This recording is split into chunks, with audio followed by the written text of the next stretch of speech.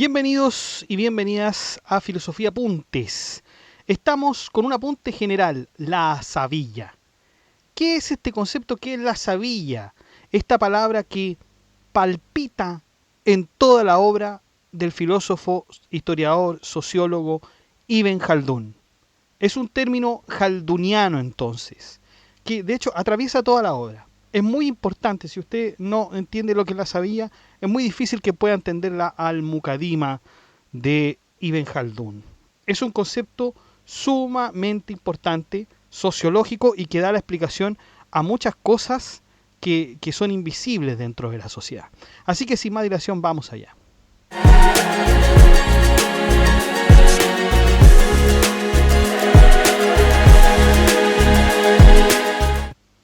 Bueno, la palabra sabilla, con doble Y, proviene de la raíz árabe asaba, que tiene el sentido de atar, ligar, unir o vincular. Esta raíz está relacionada con la idea de un grupo de personas unidas por lazos fuertes, especialmente de sangre, parentesco o lealtad común. En árabe clásico, al-asaba podría referirse a los parientes masculinos de una familia que actuaban como bloque solidario y protector. La idea, por tanto, era profundamente social y tribal. Hombres o personas unidas que defendían juntos a su clan. Podríamos traducirlo como solidaridad tribal, incluso. Yo creo que ese es el concepto quizás más cercano cuando uno analiza la obra jalduniana. Y claro, esta raíz de asabilla pasó a significar algo más amplio, es el espíritu de cohesión que mantiene unido a un grupo humano. No se trata únicamente de un parentesco biológico, no es necesariamente biológico, aunque muchas veces nace de allí, pero es más bien una solidaridad activa, de un sentimiento de pertenencia que impulsa a las personas a ayudarse, sacrificarse y luchar juntas. En el pensamiento de Khaldún esta palabra adquirió un significado histórico y político enorme porque pasó a explicar el origen mismo del poder y de las civilizaciones. Pero ya estaba antes, ya se hablaba antes del concepto de asabilla, antes de la obra de Ibn Khaldún. Ahora, es importante que el término no tiene una traducción perfecta, porque a veces se traduce como espíritu del cuerpo, sentimiento tribal, cohesión social, solidaridad grupal, conciencia colectiva. Pero si se fijan, esa es la idea, ¿no es cierto? Esa es la idea de un vínculo. Pero la verdad es que si uno va a lo exacto, ninguna expresión captura completamente el sentido del original árabe. Entonces, la sabilla, podemos incluso decir que es una unión emocional, una cooperación práctica, una identidad compartida y una capacidad de acción colectiva. Y en el mundo tribal árabe medieval, del que partía la experiencia histórica de Ibn Khaldún, sobrevivir dependía precisamente de la sabilla, de esta cohesión. El individuo aislado era absolutamente débil, pero el clan unido era fuerte. Si hay cuestiones en las que Khaldún está de acuerdo con Aristóteles, es que el ser humano es un ser político, es un ser gregario, que se reúne con otro. Y bueno, también es por naturaleza ignorante, dice Khaldún también. Añada eso. Por eso la sabilla era una necesidad vital, era una necesidad vital. Quien poseía una fuerte sabilla, es decir, una unidad en el grupo, podía resistir el desierto, defenderse de enemigos y conquistar el poder político. Y quien la perdía terminaba siendo dominado por otros grupos más cohesionados. Para Khaldún hay un ejemplo, los pueblos beduinos del desierto. Los beduinos, muchachos, eran árabes nómadas y seminómadas. Vivían en el desierto, no les gustaba lo citadino, la ciudad no les gustaba, siempre permanecían en el desierto, se establecían, iban de un lugar a otro, e incluso existen hasta el día de hoy. Pero al día de hoy no se les dice nómadas, sino que se les dice seminómadas. De hecho hay documentales, hay de todo con respecto a los beduinos. Yo me acuerdo que incluso un gobernante que simpatizaba con los beduinos les dio casas para que vivieran allí, etcétera. Y los beduinos, aunque muy agradecidos, nunca habitaron esas casas. Nunca habitaron esas casas y prefirieron obviamente vivir en el desierto. ¿Ya? Usted lo puede ver en internet, hay un montón de documentales, etcétera. Entonces, para Jaldún, los pueblos beduinos del desierto poseen una sabía particularmente fuerte, porque viven en condiciones duras y dependen constantemente uno de otros para sobrevivir. La vida nómada obliga a mantener vínculos de solidaridad, valentía y lealtad tribal muy pero muy intensos. En el desierto no existe el lujo que tiene la urbanidad, ni la excesiva dependencia del Estado. Cada miembro del grupo debe estar dispuesto a defender a los demás. Y esa dureza forma hombres acostumbrados a la guerra, a lo austero y al sacrificio colectivo. Por eso Jaldún consideraba que los beduinos eran históricamente capaces de conquistar ciudades y fundar dinastías. Aunque las civilizaciones urbanas parecerían más avanzadas culturalmente, los pueblos sedentarios terminaban debilitándose por la comodidad, el refinamiento y las divisiones internas. Los beduinos, en cambio, conservaban una energía social y militar que los hacía superiores en momentos de crisis política. Algo similar se observa también en los pueblos bereberes del Magreb. El Magreb es todo lo que está al norte de África, estimados, y a donde vivían muchos pueblos árabes. Jaldún conocía muy bien a las tribus bereberes porque gran parte de su vida transcurrió en el norte de África, entre conflictos dinásticos, alianzas tribales, diplomáticas. Ahí estaba metido Ibn Jaldún.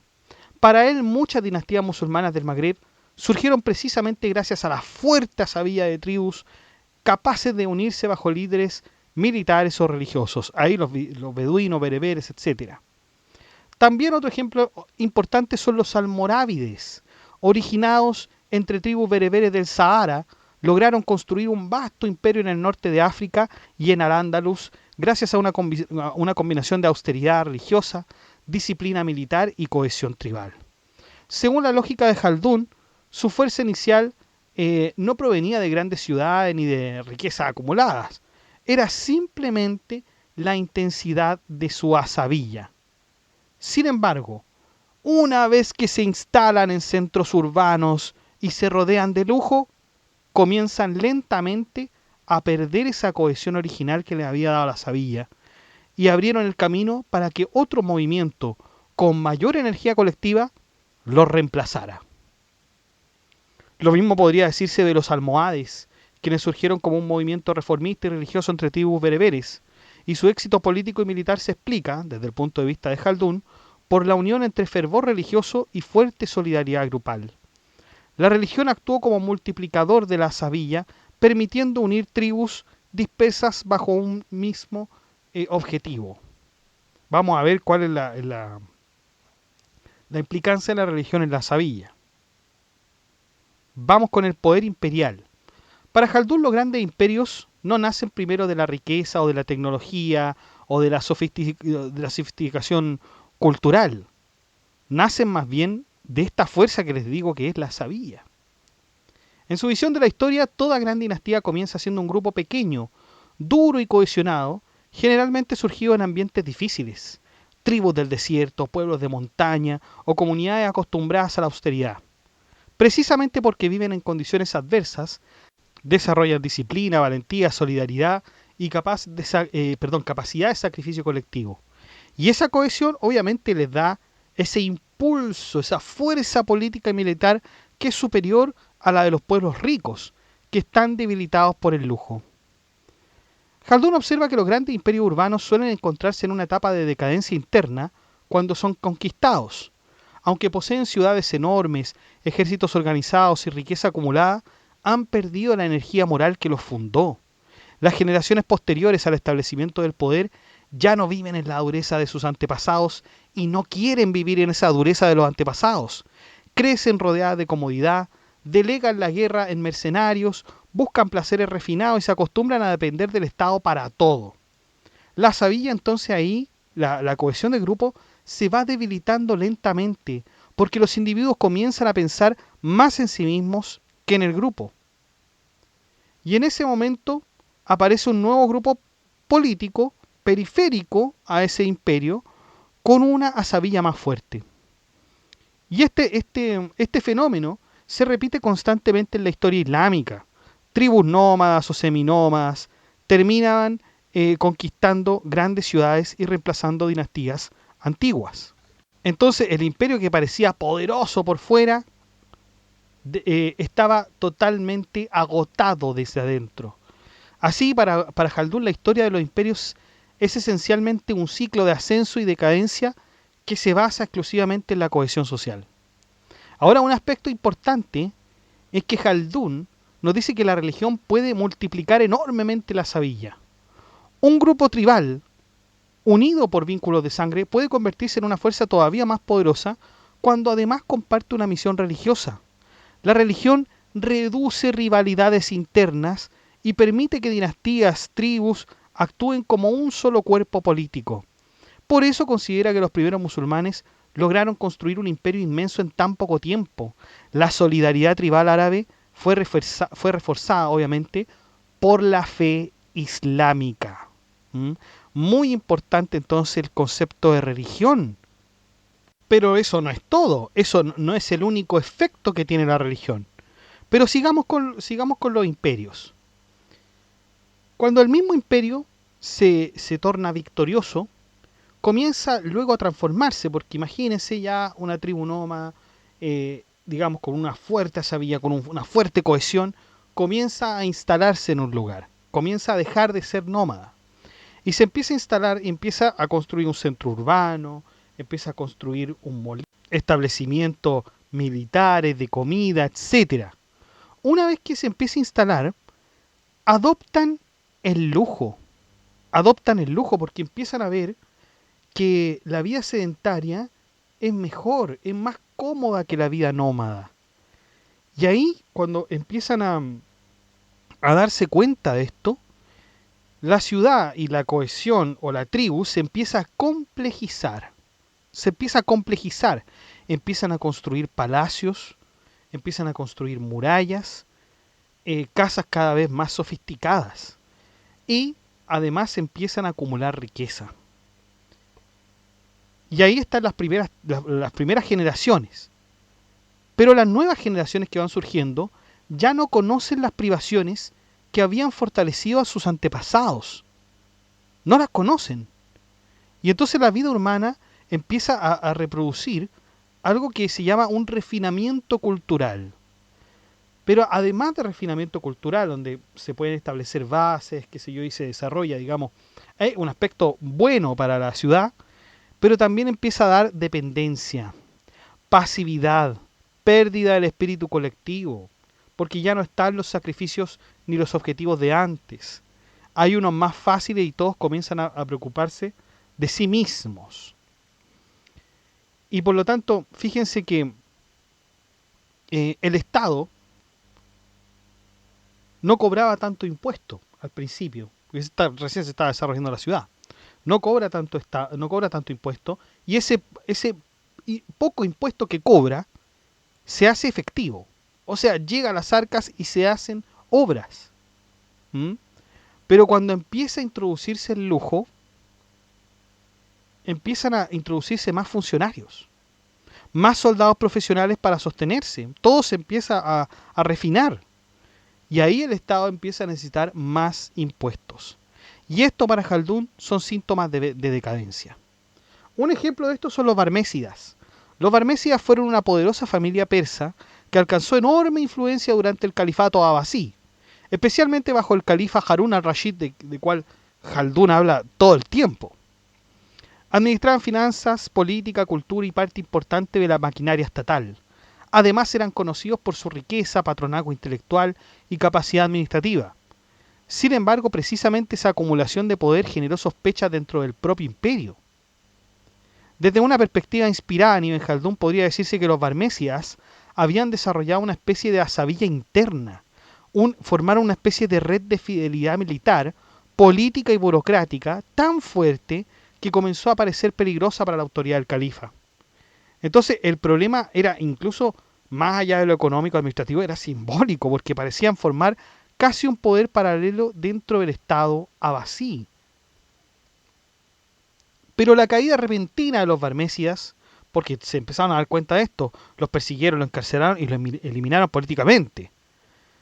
Y ahí se podría interpretar como una reacción del poder central frente a un grupo cuya cohesión interna había alcanzado demasiada autonomía. Entonces, en los grandes imperios, el soberano necesita controlar la sabilla dominante, porque si otro grupo desarrolla suficientemente una solidaridad, un prestigio y una capacidad de organizarse, termina convirtiéndose en un potencial rival dentro del poder y un poder legítimo. Por lo tanto, aquí en el caso de los Barmecias, menos mal que se dieron cuenta que estos hombres estaban desarrollando un estado paralelo, así que los pudieron detener. Ahora sí, muchachos, vamos con la religión. Para Jaldún la religión no reemplaza la sabilla, porque bien podríamos decir, bueno, al principio entonces no necesitamos a sabilla, necesitamos más bien religión. Pero no, dice Jaldún, la religión fortalece y amplía la sabilla. Es una de las ideas más importantes de la Almucadima. Ningún movimiento religioso logra imponerse históricamente si no tiene cohesión social y política. Jaldún sostiene que toda comunidad necesita algún tipo de cohesión, ¿ya? En los pueblos tribales, esa cohesión suele surgir de los lazos de sangre, de la vida compartida y de la necesidad mutua de protección. Sin embargo, obviamente la religión puede elevar ese nivel. Por eso Jaldún afirma que las grandes conquistas islámicas no pueden explicarse únicamente por el parentesco tribal árabe. Antes del Islam, las tribus árabes solían estar divididas por rivalidades constantes, y eso que tenían, digamos, el mismo pensamiento. La religión islámica, es decir, el Islam, logró disminuir esos conflictos internos y orientar la energía tribal hacia una causa superior. La fe actuó como una fuerza unificadora capaz de transformar pequeñas solidaridades locales en una comunidad política y militar gigantesca. En este sentido, la religión cumple varias funciones dentro de la teoría de la sabilla. Primero, proporciona legitimidad moral al poder. Porque claro, imagínense un grupo religioso. Un grupo religioso necesita un líder, necesita un profeta, o bien una dinastía apoyada en la religión, que no gobierna solamente por la fuerza, también porque es percibida como defensora de la verdad sagrada. O sea, si yo le dijera eso a un grupo, digamos, nómada, que está perdido, desorientado, y yo les vengo a traer un plan, y además yo soy, digamos, el profeta, por supuesto que ahí va a haber mucha más unión. Segundo, la religión, fíjense lo que dice Jaldún, la religión reduce la envidia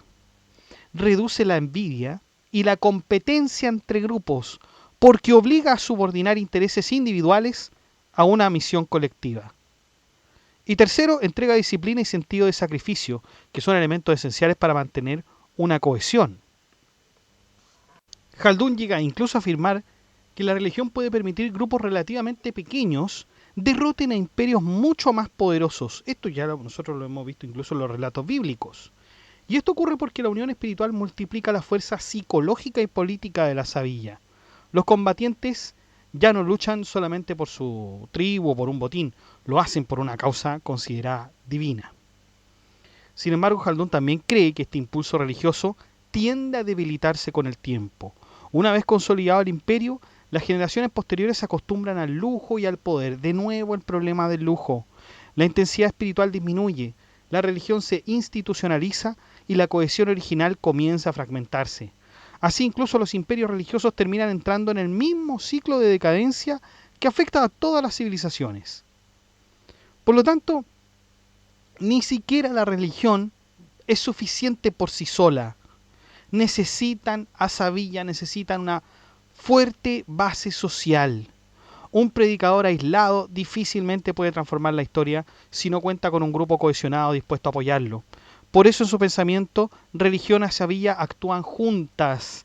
La solidaridad colectiva proporciona la fuerza material, mientras que la religión le entrega una dirección, una legitimidad y una expansión universal.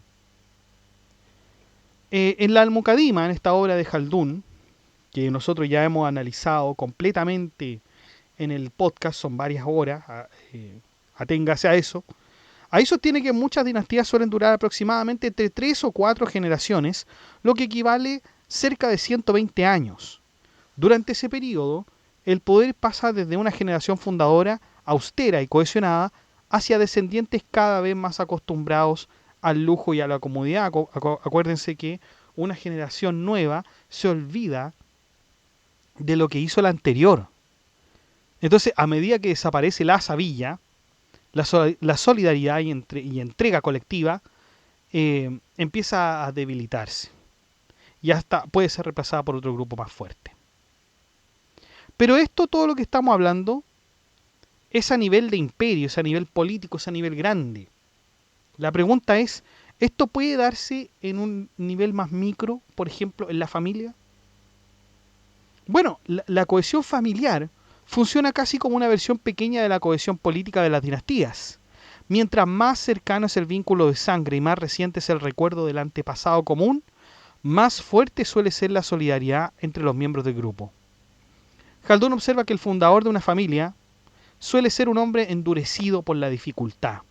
El bisabuelo o el fundador del linaje vive generalmente en pobreza relativa, lucha personalmente por el poder y conoce la necesidad, el esfuerzo y el peligro. Y esa experiencia produce una fuerte sabilla. La familia se mantiene unida porque depende directamente de la cooperación mutua para sobrevivir. La segunda generación, ya estamos en el bisabuelo, la segunda generación, representada por el abuelo, todavía conserva buena parte de esa energía original. Aunque ya nace en una situación mejor, aún recuerda las enseñanzas del fundador y ha visto de cerca las dificultades del pasado. Todavía existe disciplina, respeto por la autoridad familiar y cierta austeridad. La cohesión en ese nivel continúa siendo relativamente fuerte. La tercera generación, la del padre, comienza a alejarse de las condiciones que originaron la fuerza familiar.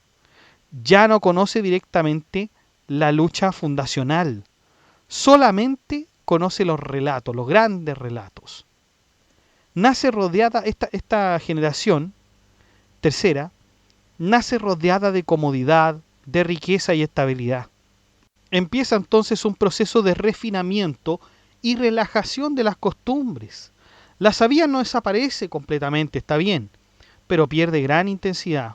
Los miembros de la familia empiezan a depender más del prestigio heredado que de sus propias capacidades. Y finalmente la cuarta generación, el hijo o el nieto lejano del fundador, vive enteramente dentro del lujo y la seguridad creados por sus antepasados. Ya no comprende realmente el esfuerzo que permitió construir el poder familiar. Se acostumbra a delegar responsabilidades, busca placeres refinados y pierde la disciplina que había caracterizado al fundador. La solidaridad interna se debilita porque los miembros del linaje comienzan a preocuparse más por intereses individuales que por la preservación del grupo. Entonces, en estas 4 generaciones, dice Khaldun, se ve resumido el fenómeno señalado de las dinastías y las familias poderosas, que rara vez conservan intacta su energía original más allá de estas 4 generaciones. La memoria del esfuerzo del fundador se va borrando progresivamente.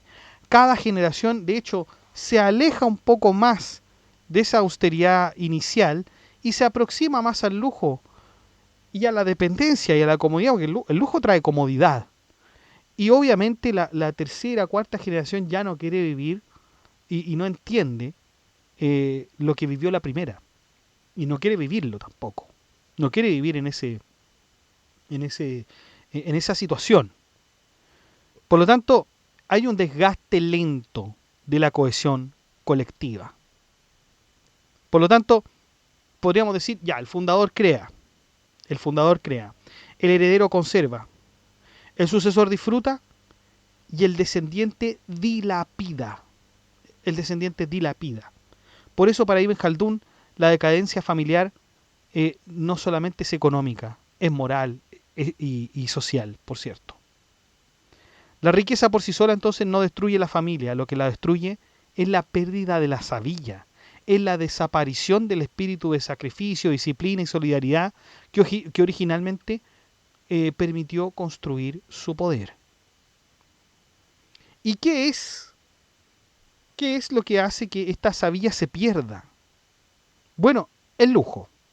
El lujo es uno de los grandes enemigos de la sabilla. De hecho, gran parte de la teoría histórica de la Al-Muqaddima de Khaldun gira precisamente en torno a cómo el exceso de comodidad y refinamiento termina destruyendo la cohesión que originalmente permitió construir los imperios. Khaldun piensa que los grupos fuertes nacen en condiciones difíciles. La vida austera les obliga a ayudarse mutuamente. En sociedades pobres o nómadas, los individuos dependen constantemente unos de otros para sobrevivir. Pero cuando conquistan el poder, comienzan a enriquecerse, aparece el lujo y ahí las ciudades, claro, comienzan a crecer. Los palacios se multiplican, aumentan los sirvientes, la ropa refinada, la comida sofisticada y los placeres. Según Khaldun, el problema es que el lujo transforma el carácter humano. Las nuevas generaciones, como ya no conocen el esfuerzo que permitió fundar el poder de la dinastía, no viven en la dureza del desierto ni participan prácticamente en la guerra o en el trabajo difícil, comienzan a depender de esclavos. ¿Mm? Comienzan a depender de esclavos. Ven una oportunidad en delegar todo a los esclavos, a los mercenarios, a los funcionarios. Antes su abuelo, su bisabuelo más bien, tenía que protegerse por sí mismo. Pero ahora, como tiene el lujo y la comodidad que ha alcanzado por el desarrollo de la ciudad, eso ya no le importa. Ya no le importa porque él puede delegar ahora todas esas tareas. Y eso hace que los individuos pierdan el carácter y se vuelvan más individualistas y menos dispuestos al sacrificio colectivo. Entonces, el lujo produce varias consecuencias, dice Khaldun. Debilita el coraje, destruye la disciplina, aumenta la dependencia, fomenta la rivalidad interna, multiplica el gasto estatal, crea apego excesivo al placer y finalmente erosiona la savia. Ahora bien, el lujo tiene algo bueno el lujo, que cuando la sociedad va alcanzando este desarrollo y empieza a tener más edificios, más sofisticación, empieza a tener más recursos, aparece frente a los otros como muy poderoso, muy poderoso. Y efectivamente lo es porque tiene, digamos, el poder para construir elementos militares muy importantes. Entonces esto hace amedrentar a los demás. Los demás se ven disminuidos, se ven poco capaces de enfrentar un gran imperio. Eso sí lo tiene el lujo. Porque el lujo más bien es una cuestión de apariencias. De apariencia nos vemos fuertes, pero por dentro hay un debilitamiento moral muy, muy, muy grave. Muy grave. Y bueno, muchachos, eso es lo que les quería hablar sobre este concepto tan importante que es en la obra de Ibn Khaldun, la savia. Tiene mucho desierto, mucho desierto. Uno se pone en el papel y empieza a pensar en las generaciones atrás. Si yo me pongo a pensar en mi bisabuelo, yo ni me acuerdo quién era mi bisabuelo. Y no podría entenderlo jamás. Mi bisabuelo debió haber sido una persona de campo que tenía otros objetivos, tenía otras metas en la vida, muy distintas a las mías, por cierto. Yo no lo podría absolutamente entender. Sería imposible, tendríamos que retroceder en el tiempo muchos años atrás. Y no solo eso, hay que entender que las personas en ese tiempo eran distintas, la sociedad era distinta, el gobierno era distinto, todo era distinto al 2026. Imagínense que podría haber sido mi bisabuelo a mediados del siglo XX o incluso antes, en los tiempos tempranos del siglo XX. O sea, uno no puede ponerse ni siquiera en el lugar de ellos porque sería imposible hacerlo. Sería absolutamente imposible. Por lo tanto, uno ya olvida, o quizá no es que olvide, sino que no tiene idea de lo que pasaron esos antepasados. Por lo tanto, lo de ellos ya está destruido en ese sentido. Nosotros solamente hemos hecho algo distinto, no son los objetivos que quería alcanzar él. Y también este impulso inicial, esta cohesión tribal, se ve en todos los ámbitos de la vida. O sea, una pareja, por ejemplo, de novios que está recién empezando, obviamente tiene un comienzo absolutamente hermoso, y que con el tiempo de alguna forma se va debilitando, porque no se va cuidando, no se va cuidando y se va debilitando con el tiempo. Al principio es todo bien, después ya pareciera ser que hay un desgaste importante. Y son raras las excepciones en que una pareja, ¿no es cierto?, puede seguir, y una pareja, digamos, la primera pareja que conoció usted, pueda seguir hasta el fin, digamos, de su vida, ¿no? Son raras las excepciones. Es más general que la gente, digamos, termine su relación, etcétera. Ahí también podríamos hablar de cohesión, por mucho que sea de dos personas solamente, pero ahí falta una cohesión. Y también es muy cierto esto de la pobreza también, aunque hay ciertos casos en que no. Pero yo me acuerdo eh, un caso de una poetisa inglesa, una poetisa y un poeta, que estaban enamorados absolutamente y ellos eran aristócratas, eran absolutamente ricos. No me acuerdo quién era, me parece que era D.H. Lawrence, ahí que me pueda confirmar. Y en un determinado momento ellos viajaron a Grecia con toda su familia, pero se quedaron en Grecia.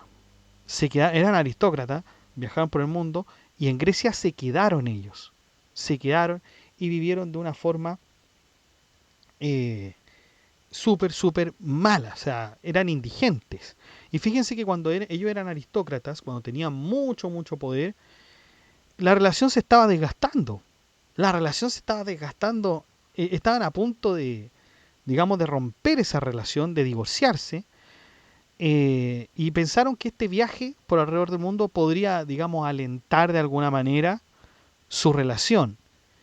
Y cuando hicieron ese viaje y cometieron esta locura de separarse de su grupo y quedarse en Grecia sin ningún tipo de ayuda, terminando en la pobreza, vivieron más unidos que nunca, más unidos que nunca, más unidos que nunca. No experimentaron lo duro que era vivir, digamos, en las calles sin ninguna ayuda del gobierno ni nada, porque esto fue hace mucho tiempo. Y Grecia era muy pobre. El tema es que después ellos pudieron volver a Inglaterra, volvieron a su vida aristócrata y finalmente ahí se separaron. Se separaron. ¿Se dan cuenta? O sea, el lujo, la comodidad, ¿cierto? Y pareciera ser que está bien. Por fuera no se ve nada. El lujo tiene ese efecto de apariencia, que por fuera nunca se va a ver nada, pero por dentro puede estar todo podrido, estimadísimos. ¿Mm? Ahora usted me podría decir, hay grandes naciones que han estado incluso más años que los imperios, que los califatos que existían antes. Estados Unidos e Inglaterra parecen contradecir toda esta teoría de la sabía porque son sociedades súper prósperas, lujosas, que han sobrevivido durante siglos sin ser conquistadas por grupos externos más austeros. Entonces pareciera ser que aquí la teoría de la sabía de Ibn Khaldun está bastante que refutada. Y lo que pasa es que, claro, podríamos decir, bueno, pero es que ya no hay una necesidad tribal, como lo mencionaba Khaldun en los imperios medievales, ¿no? O sea, hoy en día hay sistemas financieros, universidades, tecnología y mecanismos de renovación política que permiten sobrevivir incluso cuando aumenta el lujo. En la democracia uno puede elegir a un candidato de determinado partido político y a otro de un partido político absolutamente opuesto. Y esto dura cada cierta cantidad de años. En cambio, en los imperios tenía a una sola persona que tenía una sola idea y que todos tenían que dirigirse bajo esa idea. Entonces estos países sobreviven. Pero la pregunta relevante sería decir, ¿existe solidaridad? ¿Existe cohesión tribal? ¿O existe cohesión, ya no le digamos tribal? ¿Sigue existiendo cohesión en los ciudadanos de aquellos países? Pensemos el ejemplo de Chile incluso. ¿Cómo está la natalidad? ¿Cómo está la polarización política? ¿Cómo está la pérdida de confianza en las instituciones? El debilitamiento del sentido de pertenencia nacional, el nacionalismo como usted le quiera llamar. ¿No es eso acaso una erosión de la cohesión social? ¿Usted confía en su vecino? A lo mejor sí, sí puede confiar en su vecino, pero igual toma sus resguardos. Entonces está bien, la falta de cohesión no va a destruir un país inmediatamente, no va a destruir una sociedad absolutamente de forma rápida e inmediata. ¿Ah? De hecho, es todo lo contrario. O sea, imagínense que la falta de sabilla por la introducción del lujo no lo va a hacer. O sea, imagínense, piensen ustedes en Estados Unidos, ataca a Irán y Venezuela. y puede seguir con otro ataque, y estar estable. ¿Mm? Estar muy, muy estable. Entonces, imagínense ustedes que esto permite el lujo, pero por dentro la sociedad como está, bueno, ahí hay que verificarlo. Ahí hay que verificarlo porque también tiene varios problemas sociales Estados Unidos, ¿no? Lo mismo Inglaterra. A veces los grandes hombres, las grandes hazañas que se realizan, las grandes ciudades, los grandes edificios, no hacen ver eso invisible que es la cohesión social, que esa es aquello que mantuvo, fue el impulso inicial que construyó aquellos países. Ninguna sociedad puede sostenerse indefinidamente solo sobre la riqueza si pierde los vínculos que la mantiene unida. Yo creo que en eso también está ya volviendo quizá al ámbito de la familia, está el amor, ¿no? Importante en la sabilla, el amor, porque piensen ustedes en una familia cualquiera. Uno dice, bueno, la sabilla sería más fuerte si teníamos los lazos familiares. Iba a bastar ver la genealogía para ver que una persona, digamos, tiene tal y tal familiar le debería ser adherente, debería tener cierto cariño, deferencia. Y a veces eso no es así. Eso no es así.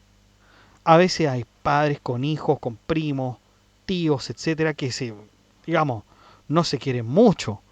Es más, quieren verlos perjudicados, etcétera, se pelean por herencia. O sea, ahí no hay tampoco una cohesión social muy fuerte, ¿no? Por mucho que yo tenga a mi familia en un papel que diga que es mi hermano, mi familiar, si yo no tengo amor, cariño por él, la verdad es que de ahí no va a resultar absolutamente nada, dice Jaldún.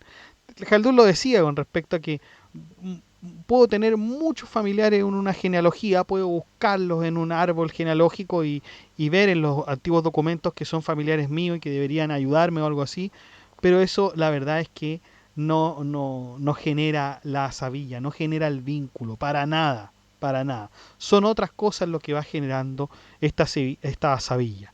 En principio, esta cuestión de la supervivencia, de la sobrevivencia, de salir adelante por sobre todas las cosas.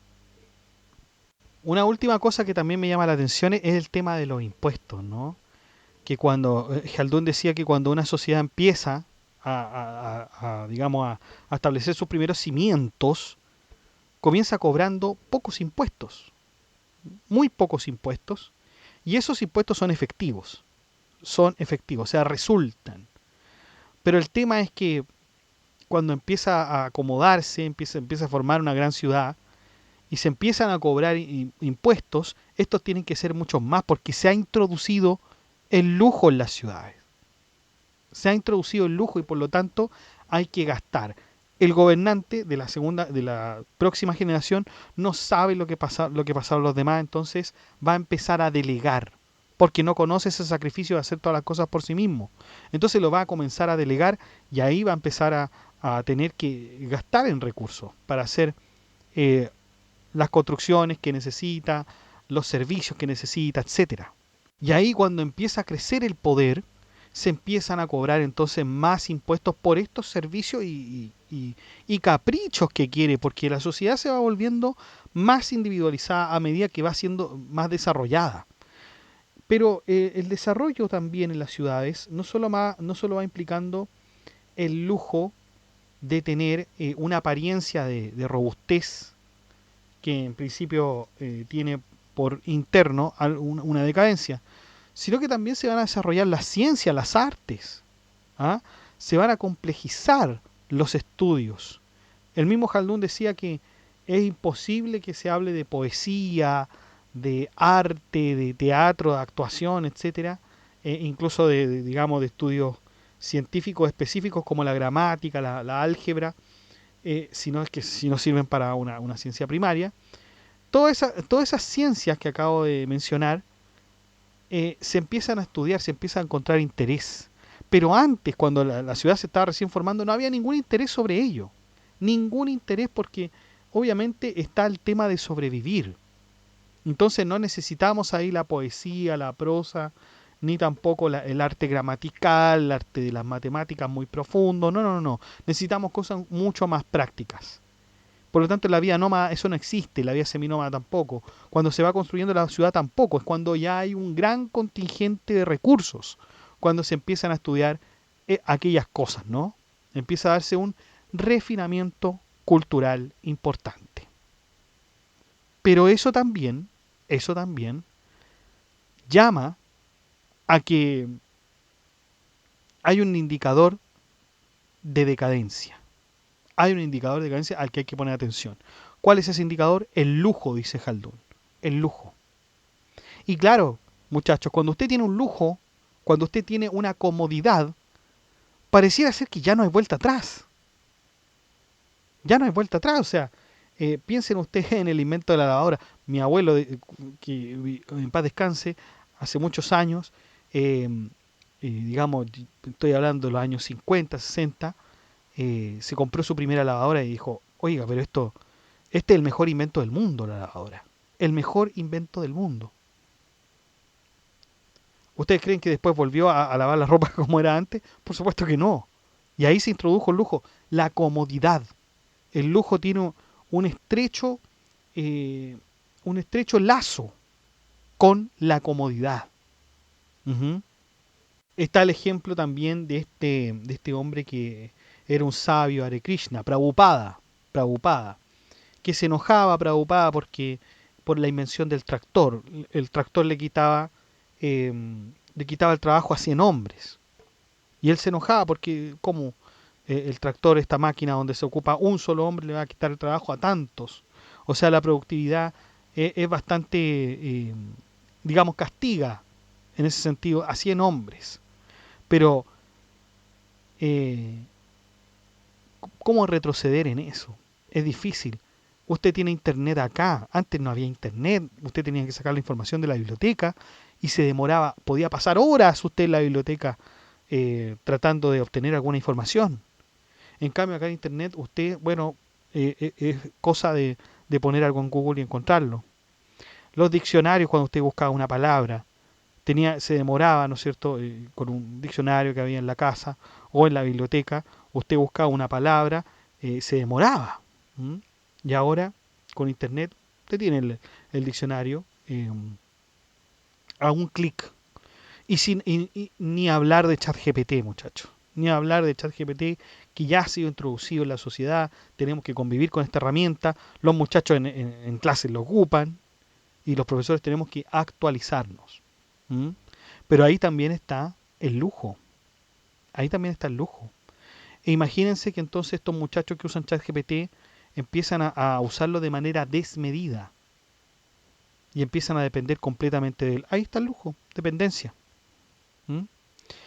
Bueno, muchachos, eso es lo que les quería hablar de la Savilla. Así que los dejo invitado al grupo de WhatsApp para que se enteren de la última novedad y al grupo de la comunidad para que hablemos de este y otros temas.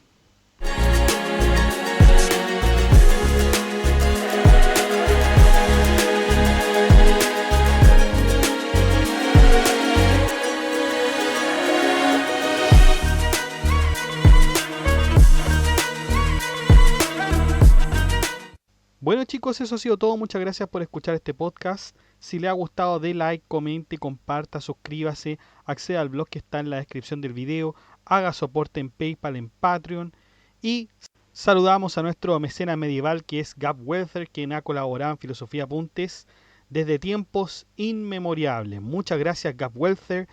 Gracias por tu significativo aporte a este canal que solamente busca difundir la filosofía. Saludamos a nuestros mecenas romanos que son Abstract Paniker, José Manuel Santos, Ricardo, Leticia Mejías, Noecita, Lago Sam, Héctor Aybar Díaz, 4611, Nessa Basilio, Sebastián Gallo 3370, Indómita Chang, Samuel Alexi Naspusil Salas, Sandra Segovia 2687 y Luan Santos 7568. Muchas gracias, muchachos, por su colaboración. La verdad es que esta colaboración que ustedes hacen me incentiva a seguir produciendo el conocimiento y esta síntesis de los libros filosóficos más importantes. Y usted también puede colaborar en Filosofía Apuntes uniéndose a las membresías de mecenas que tenemos incorporadas. Debajo de cada video está el botón unirse. Usted hace clic en el botón unirse y ahí le van a salir las membresías con los precios que a usted más le acomode para aportar a este canal. Si no le acomoda ninguno de los aportes, no importa, usted puede también colaborar por medio del botón gracias o bien con una suscripción. Muchas gracias a todos, que estén bien, cuídense, chao.